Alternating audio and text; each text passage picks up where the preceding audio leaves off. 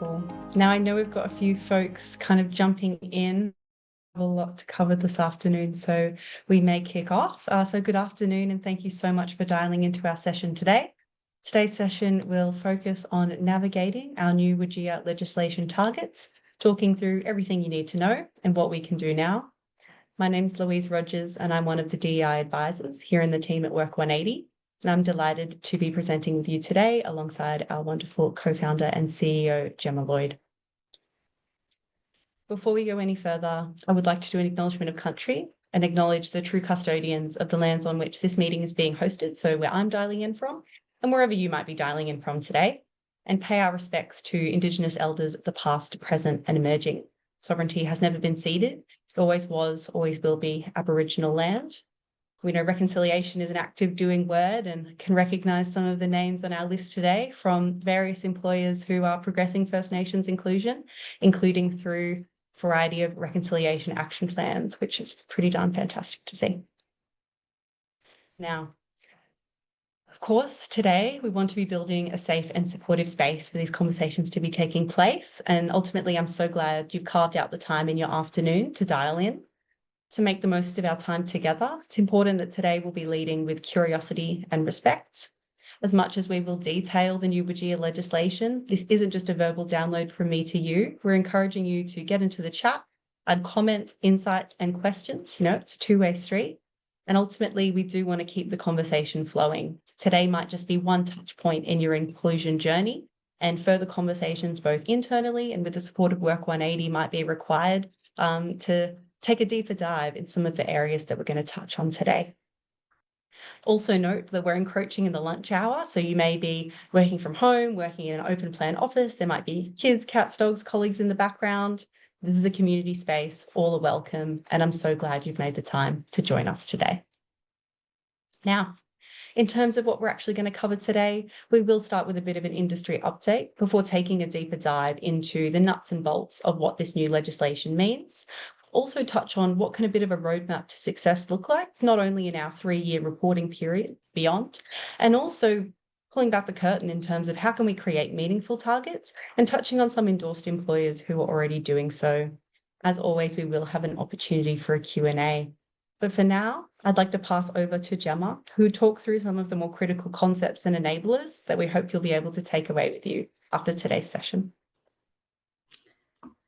Thanks so much, Louise, and hi everyone. It's a pleasure to be here with you today.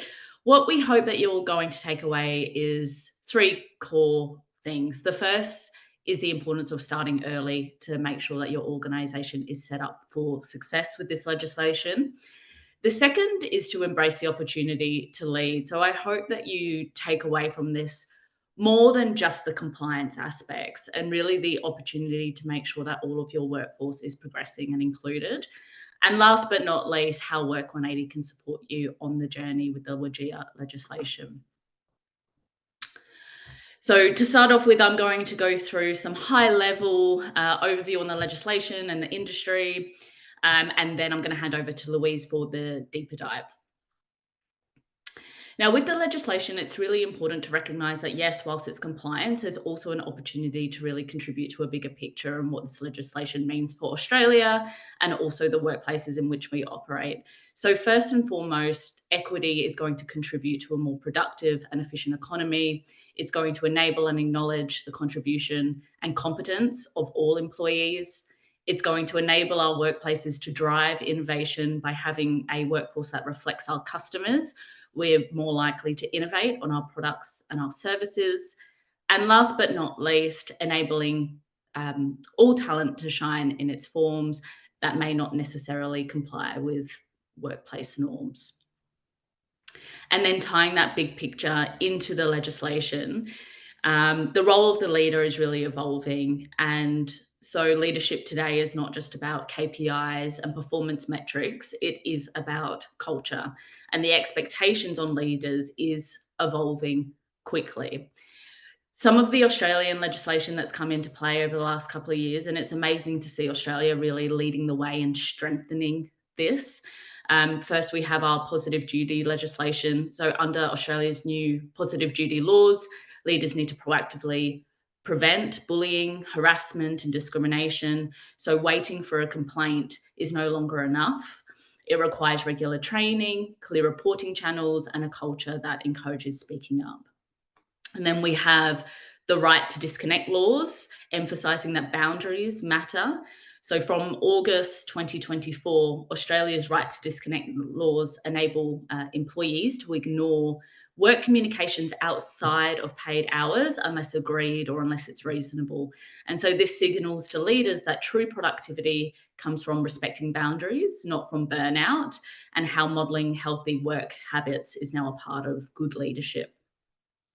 And then last but not least, why we're all here today is to talk about the WGEA gender targets and around that visibility and accountability. The WGEA targets make it clear that companies are now publicly accountable for progress on gender equality.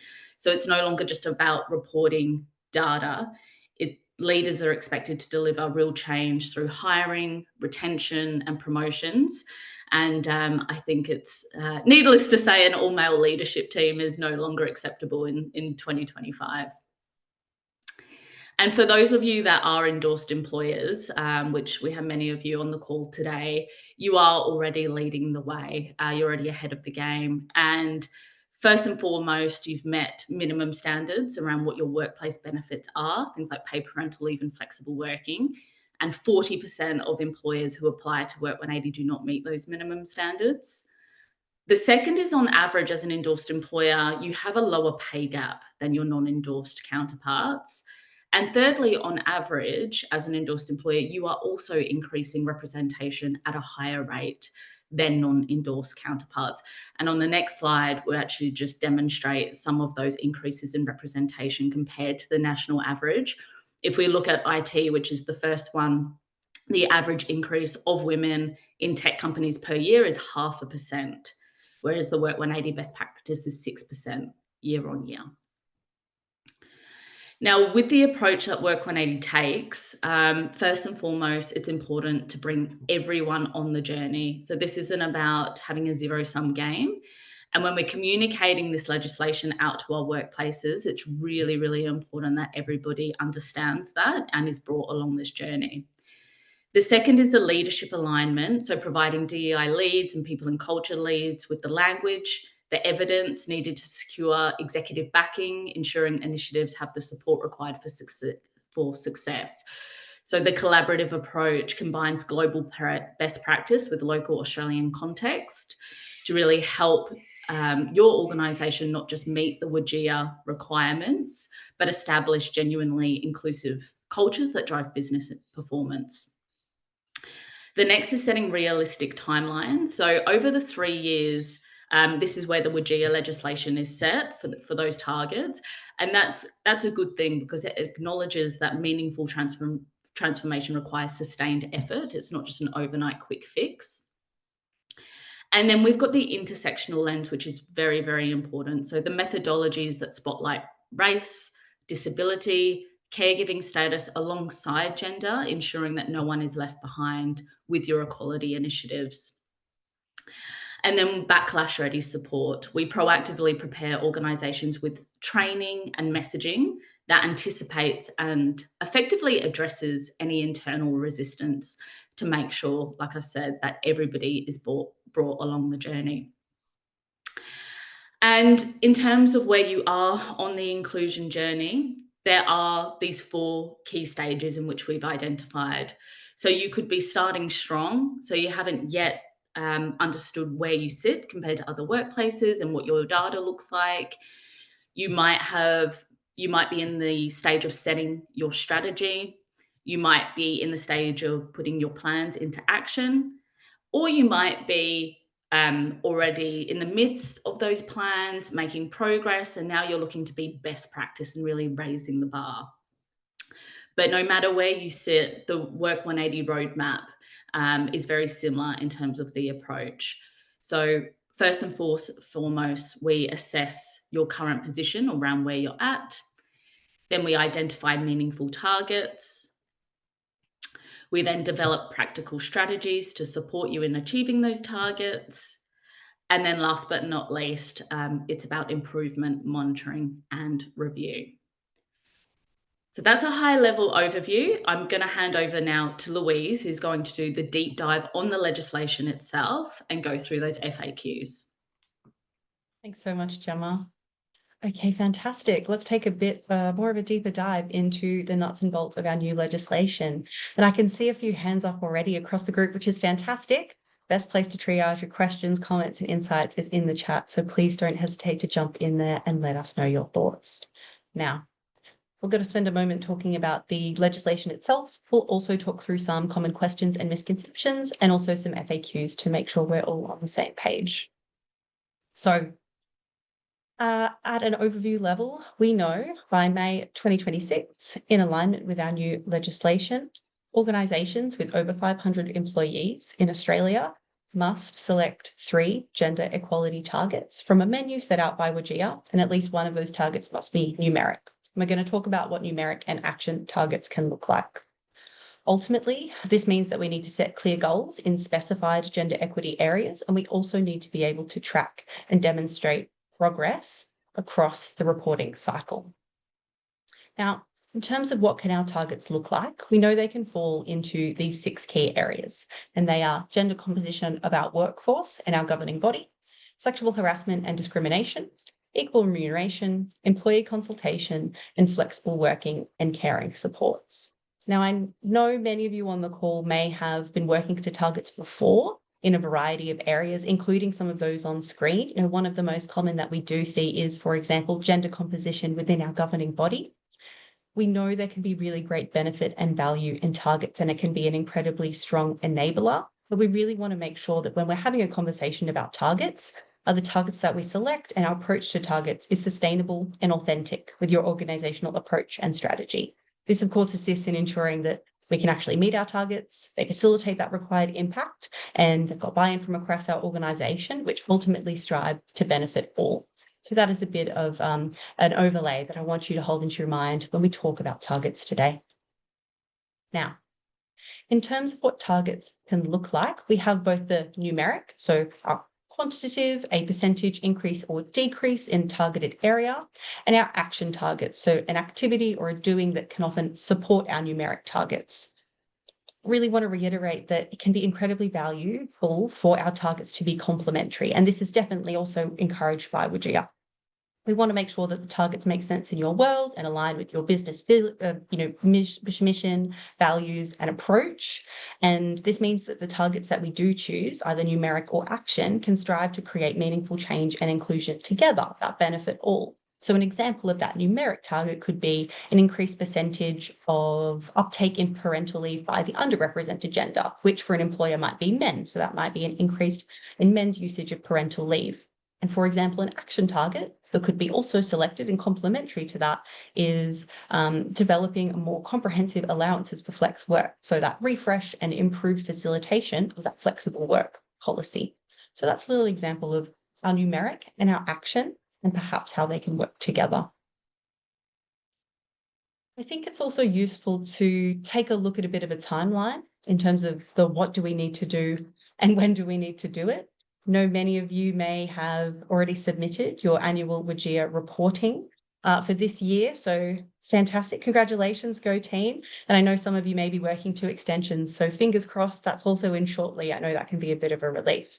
But it's worth noting that the reporting that you have submitted in 2025 will form the base year for this new reporting cycle. So you've submitted your WGEA reporting as per usual, and this will form the base year that WGEA will measure off. It's also worth noting that any action target or action target related activities that you've included or noted in this year's reporting cannot be used as a new target in 2026. And this is just when we're talking about action targets. So for example, if I have refreshed and improved my flexible work policy this year, I may not be able to select that as an action target next year because it's something that I've already kind of got in motion from an action target lens. Then moving into 2026 and beyond. So 2026 will be our year 1 in that new reporting cycle. You'll select those 3 targets when you submit your regular WGEA submission. So you'll submit all of the regular things that you normally do, and you will select those 3 new targets, and those targets will be publicly published. Then moving into 2027 and 2028, so year 2 and year 3, again, you'll submit progress on your targets. Again, these need to be tracked and monitored. And by the time we get to 2028, the content that we put in the reporting period will form the new base year for the new reporting cycle. So as much as there is a lot of concentration and energy focused between now and 2026, I think it's also valuable to take a view of not only the next 3 years, but also beyond in terms of what do we need to report on, why, and the kind of what comes next. I'd also like to touch on some of the key questions that we've had coming from employers since the new legislation changes. And I think it's worth going through some of these and also doing a bit of debunking of misunderstandings or myths that might be floating around regarding the new legislation. So off the bat, do I actually have to set targets?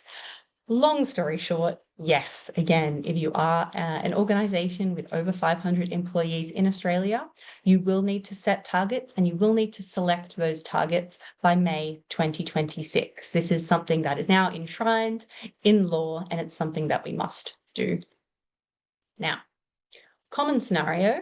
What do I do if I already have targets in place? Again, I know many of you on the call may already have targets, particularly representation targets in perhaps your governing body, perhaps in leadership positions, or more broadly in your employee cohorts. And you're not being punished for having these. In fact, you're being encouraged to build on them, right? So for our numeric targets, those quantitative, that percentage increase or decrease, it is acknowledged that, of course, you can continue to build on them. So even if I already have a target for a percentage increase in, for example, women in leadership positions, I can select that as my numeric target and I might become more ambitious, or I might break down a larger target to be more granular and make sense in this 3-year reporting lens, which will also enable us to track things in a more rigorous and robust way. So if you already do have targets in place, I want to reiterate this, you're not being punished for having that. In fact, it's an opportunity to build on it. It's a great opportunity. Now, for those who are a little bit more mature in the space, what if I am a WGEA employer of choice? So we might have some employers of choice or employers committed to gender equity, which is another citation or accreditation with WGEA. Now, these citations have actually both been very recently updated. So I really would encourage you to look at the refreshed guides that have quite intense detail in terms of the nuts and bolts of what you need to do for each accreditation or citation and what that means for your targets.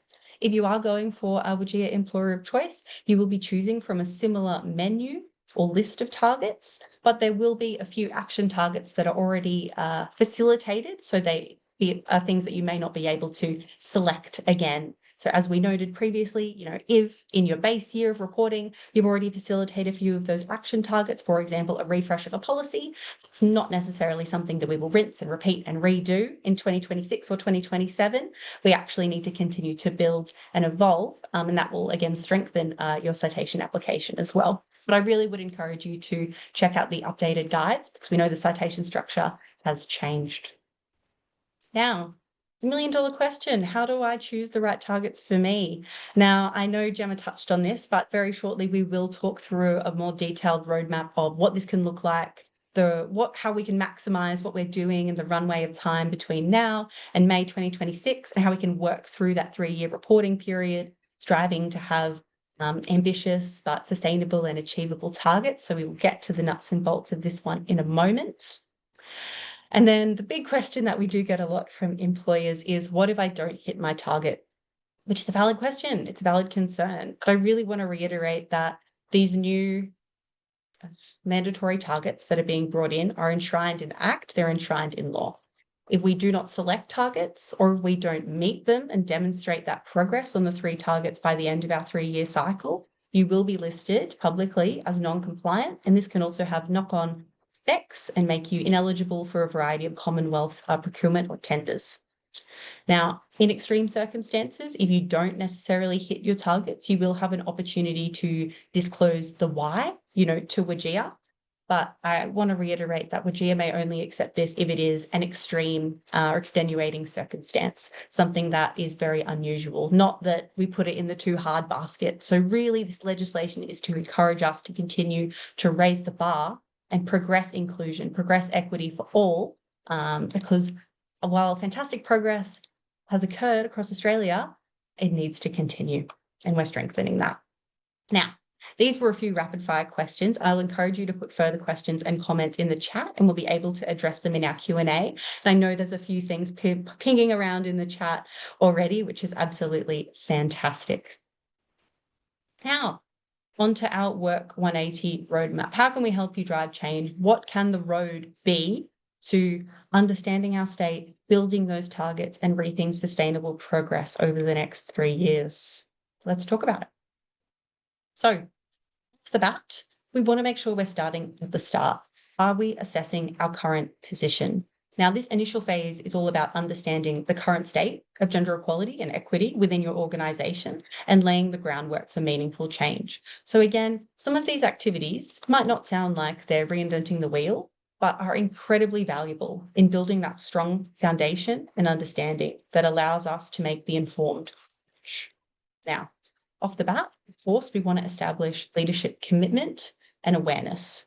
Our leadership, senior leadership, our board, our CEO, our organisation, are we aware of the new legislation at all, of our accountabilities and our responsibilities, and that this is a strategic business priority?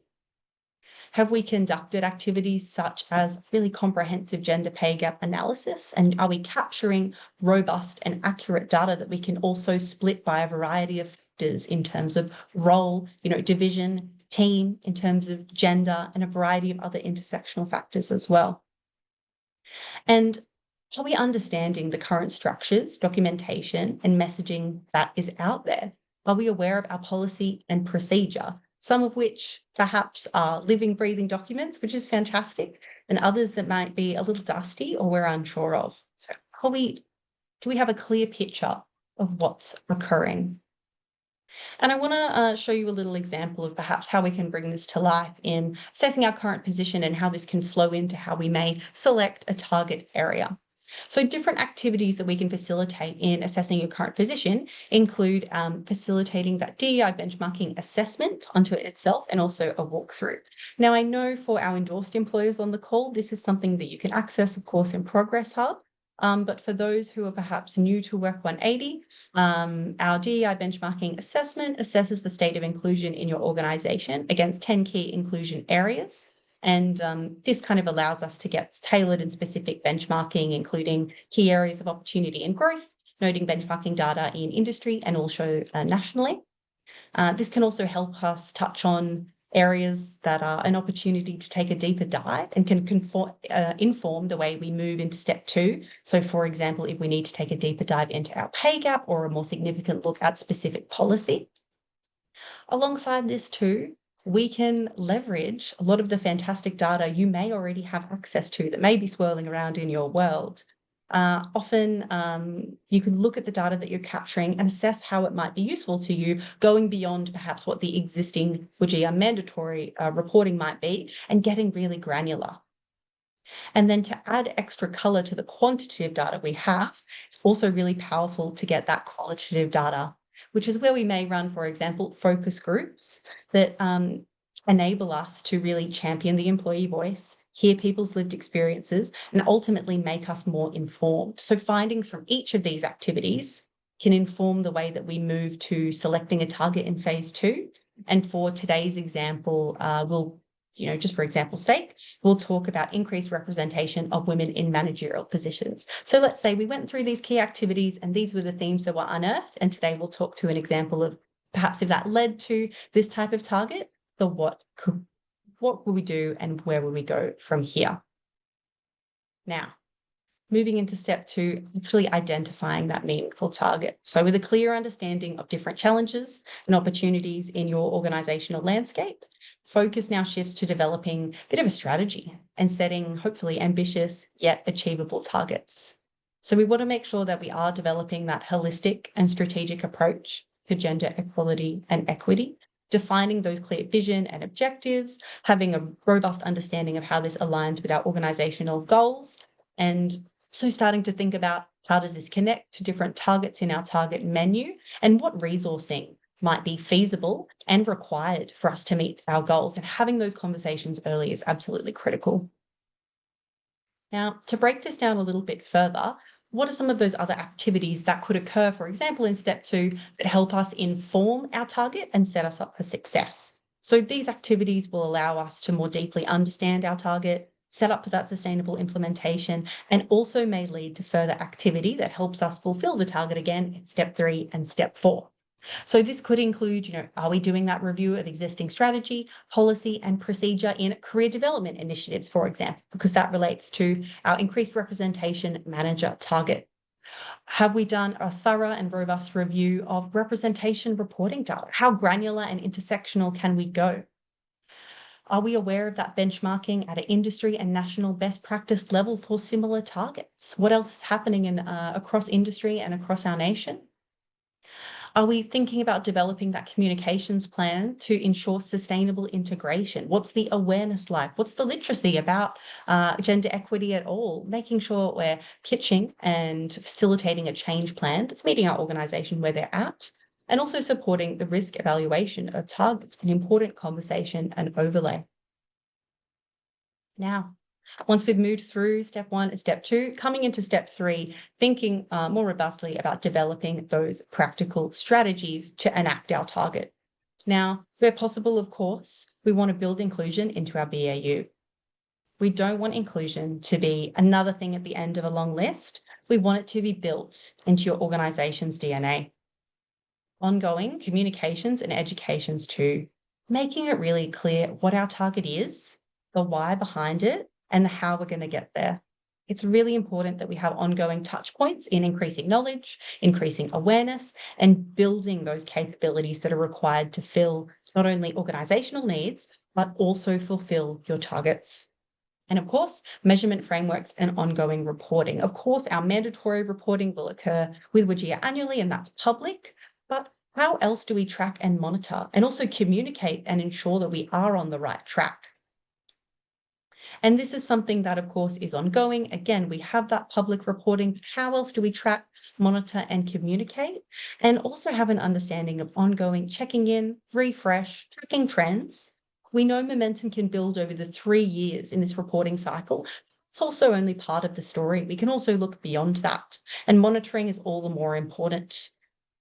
We know many of you also may have longer range targets, and it's a really valuable opportunity to break that down in a more granular way. And reporting can be a critical part of that. Now, I know we've covered a lot of content in terms of what that legislation is and what can the key steps be on the road, gaining a better understanding, selecting a target, and setting yourself up for success. But if I were to give you anything, any encouragement to do when you immediately dial out of this call today, it would be this. So for those folks on the call who are endorsed, I encourage you to jump into Progress Hub straight away and leverage that DEI benchmarking assessment at your fingertips. For those who are new to the world of Work 180 on the call, we will actually have an opportunity a little bit later in the session for you to book in time with Gemma for an exclusive discovery session where you can talk through different opportunities to engage with tools such as our benchmarking assessment. And you'll be able to do that by a QR code that we'll share at the end of our session today. Other activities that we can do too, again, we're not reinventing the wheel, but they can be incredibly valuable. Reviewing those policies and procedures that you may have, doing an audit of what is out there in our organisational landscape. Where is it? How do people interact with it? And what is our messaging? Is that clear? Also facilitating that gender pay gap analysis. Can we go beyond mandatory reporting to granularly understand the what's occurring across the organisation and why? I know many of you may have fantastic Power BI dashboards at your fingertips. It's time to leverage them. They're tools for you to use. And also raising awareness and understanding with leadership. Are leaders aware of the legislation at all? Is it on the agenda to discuss perhaps at the next board meeting? I mean, it's fantastic if you've dialed into this call to learn more, but spreading that knowledge, spreading that awareness, particularly for our leadership, where there is accountability and responsibility at stake, will really help set us up for success over the next 3 years and beyond. But I'd now like to pass to Gemma, who's going to speak a little bit more about the impact of some of the targets that we've talked about and what that can actually look like.